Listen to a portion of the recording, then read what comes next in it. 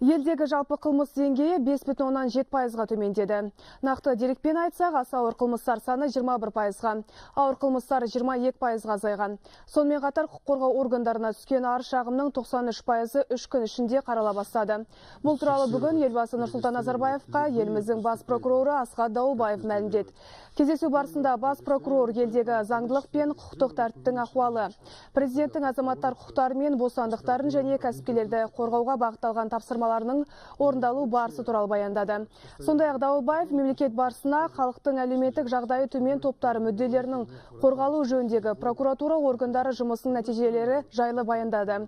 Бұдан бөлек бас прокурор бюджетті толықтыру және пайдаланылмаған жерлерді мемлекет меншігіне қайтару бағытында қолданылып жатқан шаралар жөнінде әңгімеледі.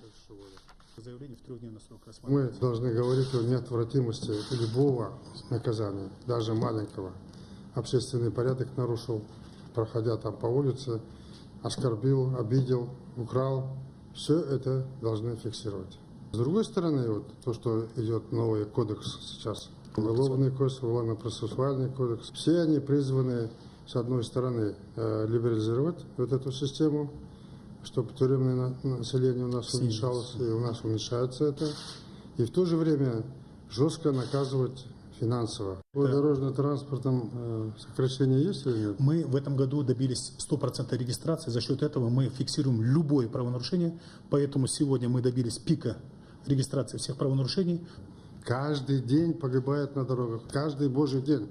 Представь себе 365 дней, потому что вот эти нарушения идет, в нетрезвом состоянии за рулем сидят, и теперь права выдали без проверки, без квалификации, не умеет ездить, поэтому ужесточение здесь оправдано.